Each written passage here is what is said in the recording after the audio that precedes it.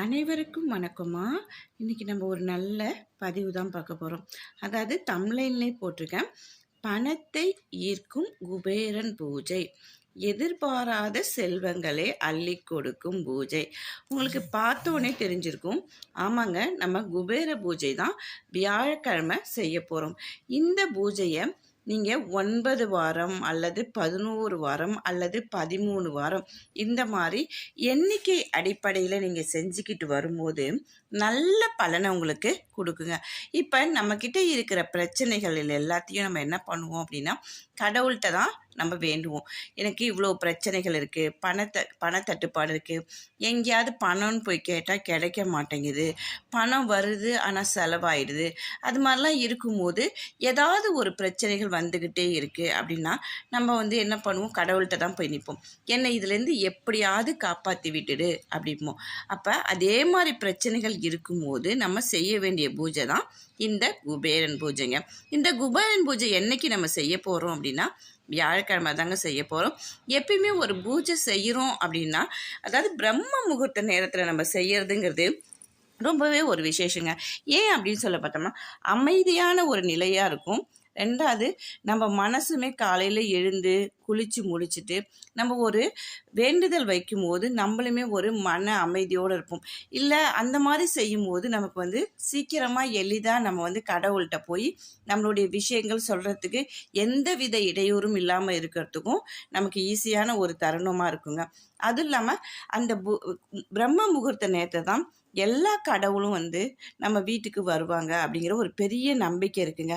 அதனால தான் நம்ம எந்த பூஜை செய்கிறதுனாலும் நம்ம பிரம்ம முகூர்த்த நேரத்தை எடுத்துக்கலாம். மற்ற நேரங்கள் பார்க்கும்போது நிறைய இடையூறுகள் வரும். யாராவது நம்ம பூஜை செய்ய நேரத்தில் வீட்டுக்கு வருவாங்க, காலிங் பெல் அழுத்துவாங்க, இல்லை நம்ம குழந்தைங்க கத்துவாங்க, இல்லை வேறு ஏதாவது பிரச்சனைகள் நடக்கும். இந்த மாதிரிலாம் இல்லாமல் ஒரு பூஜை செய்யும் போது எந்த வித இடையூறும் இல்லாமல் நம்ம செய்யணும் அப்படின்னாவே அதை நம்ம பிரம்ம முகூர்த்த நேரமாக எடுத்துக்கிறது ரொம்பவே ஒரு விசேஷமாக இருக்குங்க. சரி, இப்போ நம்ம என்ன பண்ண போகிறோம் அப்படின்னா, வியாழக்கிழமை தாங்க இந்த பூஜையை செய்ய போகிறோம். வியாழக்கிழமைக்கு நீங்கள் முதல் நாளே எல்லாத்தையும் சுத்தப்படுத்தி வச்சுக்கோங்க. உங்கள் வீட்டில் குபேரன் சிலை இருந்துச்சுன்னா அதுக்கு மஞ்சள், குங்குமம், சந்தனம் எல்லாம் இட்டுட்டு நல்ல வாசனை மலர்களால் நல்லா அலங்காரம் பண்ணிக்கோங்க. குபேரன் பூஜைக்கு முன்னாடி ஒரு தட்டு எடுத்துக்கோங்க. அதாவது பித்தளை தட்டாக இருக்கிறதுங்கிறது ரொம்பவே ஒரு விசேஷங்க. குபேரனுக்கு ரொம்ப பிடிச்ச ஒரு கலர் அப்படின்னு சொன்னோம்னா பச்சை கலருங்க. அந்த பச்சை கலர் குங்குமம் எடுத்துக்கோங்க. அது போக அது கூடவே நீங்கள் ₹1 நாணயங்கள் 108 நாணயங்கள் வச்சுக்கோங்க. அதோட பூவும் சேர்த்து வச்சுக்கோங்க. மல்லிப்பூ உதிரி பூவாக இருந்தாலும் சரி, அல்லது ரோஜா பூவை இதழாக பிரித்து வச்சுட்டாலும் சரிங்க.